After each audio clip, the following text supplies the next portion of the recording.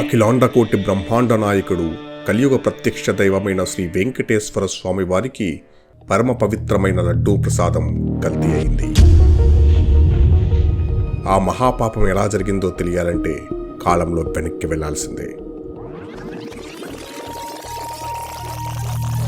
2024 కూటమి ప్రభుత్వం అధికారం చేపట్టగానే వైసీపీ హయాంలో తిరుమలలో ఏర్పాట్లు, ప్రసాదం నాణ్యతల మీద భక్తుల ఫిర్యాదులను తీవ్రంగా పరిగణనలోకి తీసుకుంది.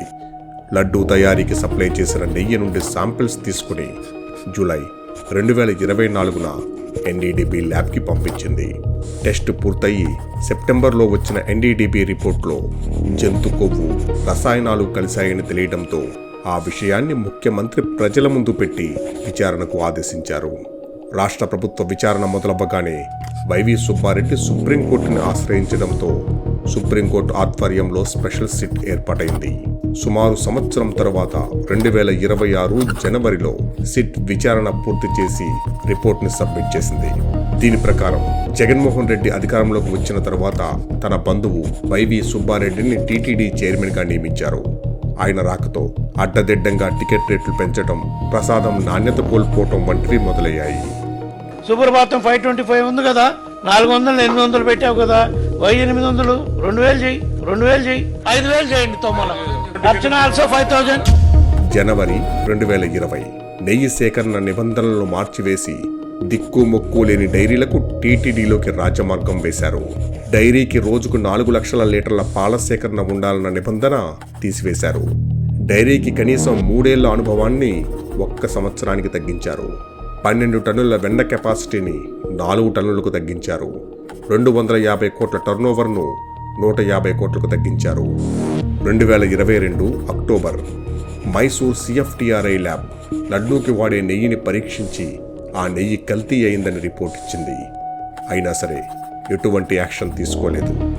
ఇదే అదనుగా వైవి సుబ్బారెడ్డి పిఏ చిన్న అప్పన్న రంగంలోకి దిగి నెయ్యి సప్లై చేస్తున్న బోలేబాబా డైరీని కేజీకి 25 రూపాయల కమిషన్ ఇవ్వాలని డిమాండ్ చేశాడు. వారు ఒప్పుకోకపోవడంతో బోలేబాబాని బ్లాక్ లిస్ట్లో పెట్టి కమిషన్ ఇచ్చే డైరీలకు అవకాశం కల్పించారు.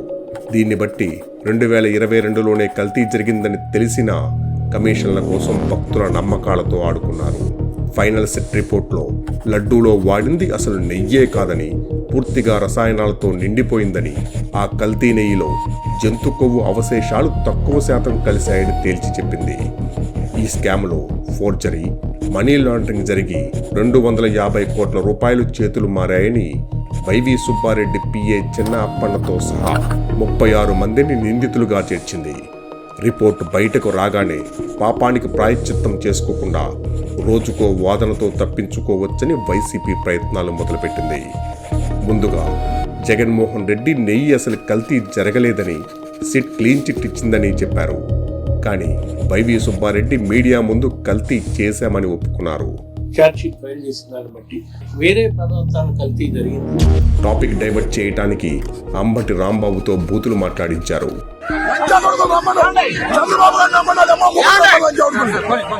బొత్స సత్యనారాయణ గారికి హెరిటేజ్ చీజ్ ప్యాకెట్ ఇచ్చి ఇందాపూర్ డైరీ హెరిటేజ్ కి తయారు చేసే నెయ్యి అని చెప్పించారు.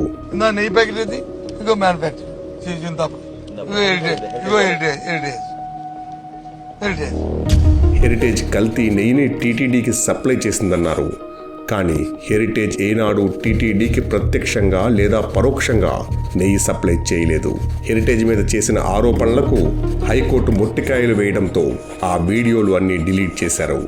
బ్రిటానియా, అమూల్, హెరిటేజ్, పతంజలి లాంటి ఎన్నో సంస్థలకు ప్రొడక్ట్స్ తయారు చేస్తూ దేశంలో అతిపెద్ద డైరీ అయిన ఇందాపూర్ సోనాయి డైరీని హెరిటేజ్కి బినామీ అని చెప్పుకొచ్చారు. కానీ హెరిటేజ్ విలువ 3,200 కోట్లు, ఇందాపూర్ డైరీ విలువ 10,000 కోట్లు. అంటే హెరిటేజ్ కన్నా 3 రెట్లు పెద్దది.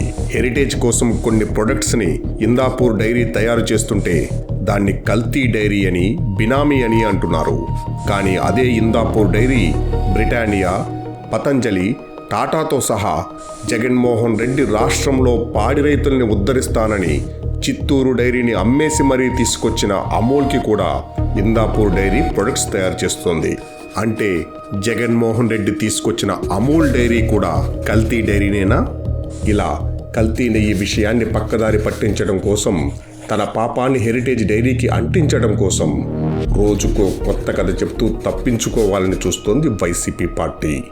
ఈ కల్తీ నెయ్యి విషయంలో గమనించాల్సిన ఇంకొక విషయం, టాపిక్ డైవర్ట్ చేయటానికి కాపులైన అంబటి రాంబాబుని, సత్యనారాయణను ముందుకు నెట్టిన వైసీపీ పార్టీ వారితో తన అబద్ధాన్ని ప్రచారం చేయిస్తూ, వారిని వ్యతిరేకిస్తే కాపులపై దాడి అంటూ కులాలను ముందుకు తెచ్చి విద్వేషాలను రెచ్చగొట్టి తన పాపాల నుండి తప్పించుకోవాలనుకోవటం అత్యంత దారుణం.